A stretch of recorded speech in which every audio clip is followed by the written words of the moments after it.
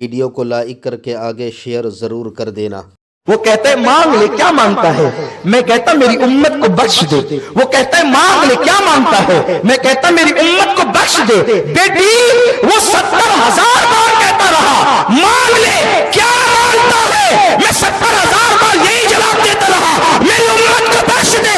اس کے کرم کو جوش آ گیا، اس نے فرمایا محبوب گھبرا نہیں، غم نہ کر، اتنے قریب اسی لیے بلایا ہے، ارے کچھ اور بھی تو مانگ۔ میں نے کہا میری امت کچھ اور بھی تو مانگ، میں نے کہا میری امت، اس نے کچھ اور بھی تو مانگ، میں نے کہا میری امت۔ پھر اس نے کہہ دیا حبیب قیامت میں تجھے رسوا نہیں کروں گا، قیامت کے دن تیری امت کی عمل نہ دیکھوں گا، تو جس کو چاہے گا میں اس کو بے حساب جنت عطا کر دوں گا۔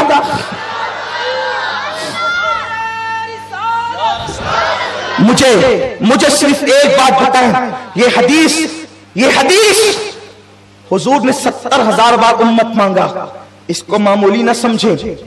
خدا کو دیکھ کر مجھ جیسے پاپی کو نہیں بھولے، ان میں شرابی بھی ہے پوری امت میں، زانی بھی ہے، چور بھی ہے، غیبت کرنے والے بھی ہے، چغلی کرنے والے بھی ہے، ماؤں کو ستانے والے بھی ہے، باپوں کو اذیت دینے والے بھی ہے۔ کوئی بہت سرخاب کے پر لگے ہمارے اندر؟ سوچو کتنے گندے لوگ ہیں ہم، اتنے گنہگار اور پاپی لوگ ہیں ہم۔ ظاہر سی بات ہے بخشش تو انہی کے لیے مانگی جاتی جو پاپی ہوتے ہیں، اچھوں کے لیے زاہدوں کے لیے تو مانگی نہیں جاتی۔ تو پاپیوں کو حضور نہیں بھولے۔ توجہ، تھوڑی سی توجہ۔ حضرت موسیٰ 70,000 پردوں کے پیچھے سے ایک تجلی دیکھ کر بے ہوش ہو کر زمین پہ آ گئے اور اپنے آپ کو بھول گئے۔ 70,000 پردوں کے پیچھے سے ایک تجلی دیکھی تو وہ اپنے آپ کو بھول گیا، زمین پہ بے ہوش ہو کے آ گئے۔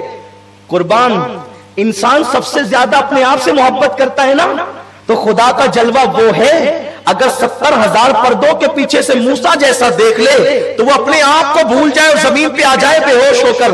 لیکن میرا رسول اپنے آپ سے زیادہ ہم جیسے گنہگاروں سے محبت کرتے ہیں کہ خدا کو دیکھ رہے ہیں تب بھی ہم پاپی ان کو یاد ہیں، خدا کو دیکھ کر بھی وہ ہم کو نہیں بھولے۔ اے امت رسول، میں تم سے پوچھنا چاہتا ہوں ہم میلاد کیوں نہ منائیں؟ جو رسول خدا کو دیکھ کر ہمیں نہ بھولا، اس رسول کو ہم دکانوں کی وجہ سے بھول جائیں، مکانوں کی وجہ سے بھول جائیں، دولت کی وجہ سے بھول جائیں، گناہوں کی وجہ سے بھول جائیں، کسی کے تانے کی وجہ سے بھول جائیں، کسی کے مذاق کے خوف سے بھول جائیں۔ ہم نے طے کر لیا ہے، کیونکہ حدیث میں ہمارا ایمان ہے، اے پیارے مصطفیٰ، جب تم خدا کو دیکھ کر ہمیں نہیں بھولتے تو آپ کے رب کی عزت کی قسم ہم بھی آپ کو کبھی نہیں بھولیں گے۔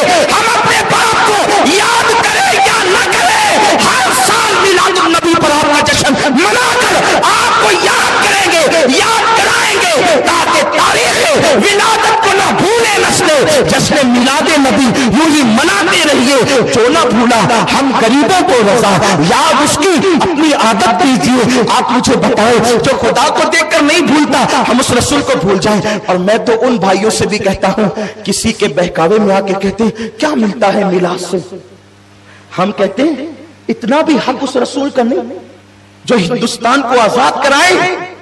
ان کی یادگاروں کے لیے تم مورچے نکالتے ہو کہ بناؤ، نام لکھو، یہ کرو، ہم اس کے مخالف نہیں ہیں۔ اور جو پوری امت کو جہنم سے آزاد کرائیں اس رسول کا حق ہی نہیں ہے، کچھ حق نہیں ہے۔ انصاف سے کام لو، انصاف سے کام لو۔ اگر کوئی بندہ ایک مدرسہ قائم کرے تو ہر سال اس کی یاد منائی جاتی ہے، مدرسے کا 7 سالہ منایا جاتا ہے، سلور جبلی منایا جاتا ہے، گولڈن جبلی منایا جاتا ہے۔ ان مدرسوں کو مدرسہ بنایا کس نے؟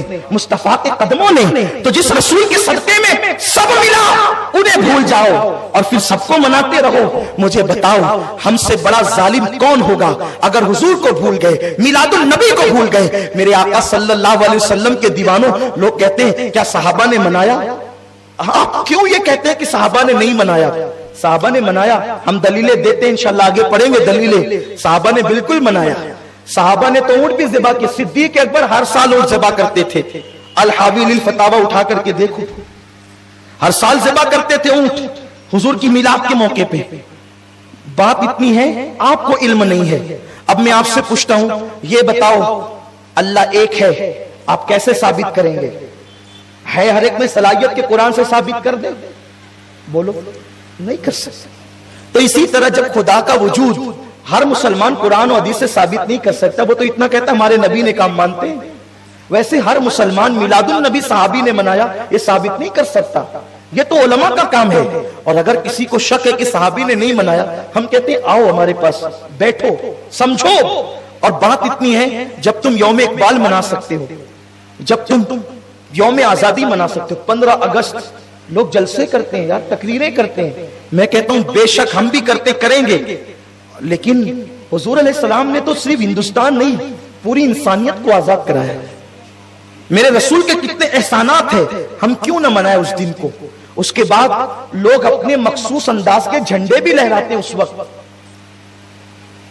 سفید اور کالے رنگ کی ایک عجیب سی پٹی میں نے لہراتے ہوئے دیکھی ہے، وہ عجیب سا مجھے لگتا ہے، حیرت ہے، مولوی کا بنایا ہوا جھنڈا اگر ہر سال لہرایا جا سکتا ہے تو کیا رسول اللہ کے نام پہ جھنڈا ہر سال لہرایا نہیں جا سکتا؟ کیوں آخر کیوں؟ اس کا مطلب یہی ہے کہ آپ اگر یہ کرنا نہیں چاہتے، کرنے نہیں دینا چاہتے، تو آپ کے دل میں کہیں نہ کہیں رسول اللہ سے عداوت ہے، کہیں تو آپ کے دل میں عداوت دشمنی ہے، ورنہ آپ نے کسے روکا، کب روکا؟ اگر ہمت ہے تو یوم اقبال منانے والوں کو روکو، اگر ہمت ہے یوم غالب منانے والوں کو روکو، اگر ہمت ہے تو مدارس کے سالانہ اجلاس اور گولڈن جبلی، سلور جبلی اور جشن 7 سالہ کو روکو۔ آپ اس وقت خاموش رہتے ہیں، آپ میلاد پر ہی کیوں بولتے ہیں؟ کلمہ پڑھانے کا بھی احسان گیا، سوچو۔ اور میلاد النبی کی برکتیں کیا ہے؟ بس میں ایک روایت پڑھوں گا، ایک روایت، میلاد النبی کی برکتیں کیا ہے۔ اس سے پہلے میں صدیق اکبر کی ایک حدیث پڑھ دوں۔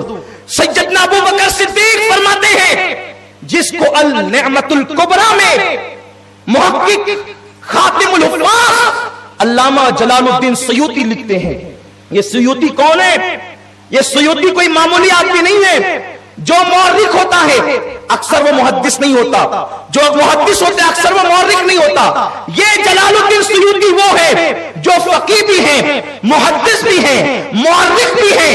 انہیں لوگوں نے امام اہل سنت تک نے خاتم الحفاظ لکھا، جس سیوطی کی جلالین میں سے، اس لیے کہ 2 جلال الدین کی کتاب کو جلالین کہا جاتا ہے، ان میں سے ایک تفسیر جو عالم کو عالم بنانے کے لیے جب ہم مدرسے میں اپنے بچوں کو بھیجتے ہیں تو جلالین پڑھائی جاتی ہے، اس میں سے ایک کے مصنف امام جلال الدین سیوطی ہے۔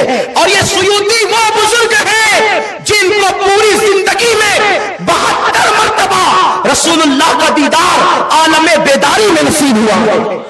یہ وہ امام سیوطی ہے، وہ اپنی کتاب نعمت الکبریٰ میں لکھتے ہیں کہ سیدنا ابو بکر صدیق نے کہا، جس نے میلاد کے لیے 1 روپیہ خرچ کیا، کتنا عاشقوں کی میلاد والوں کی طرح آواز آئے، جس نے، کون کہہ رہی ہے؟ ابو بکر صدیق، جس نے میلاد النبی میں 1 روپیہ خرچ کیا، اللہ جنت میں اس کو میرے ساتھ داخل فرمائے گا۔